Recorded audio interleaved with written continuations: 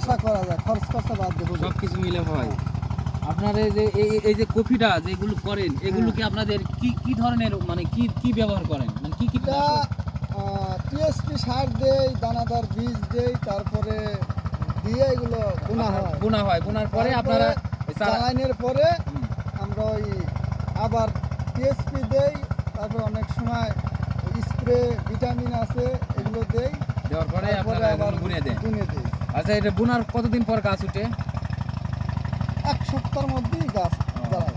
আচ্ছা, এই যে কফিগুলো হচ্ছে এটা আপনারা মানে এটা কত বড় সাইজ হতে পারে? এটা অনেক বড় সাইজ হয়, অনেক বড় সাইজ হয়, এই সাইজ বা এই সাইজ হয়।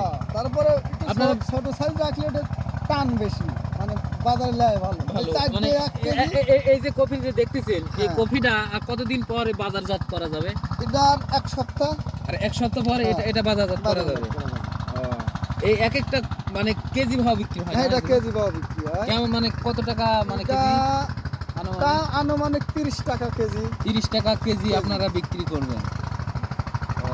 ঠিক আছে, তাহলে তো খুব ভালোই। আপনাদের এই কফি এই যে আপনি কফি যে চাষ করতেছেন, এটা কি প্রথম করতেছেন না আগে করতেন? এই আমার প্রথম। এটা আশা করি এবার লাভবান হলে সামনেবার আরো চেষ্টা করবেন। মানে এর আগে আপনি এই জমিতে কি চাষ করতেন? এর আগে ওই ঘাস বুনতাম, ঘাস তোলার পরে ওই ধান মানে আপনার বড় আবাদ করতেন।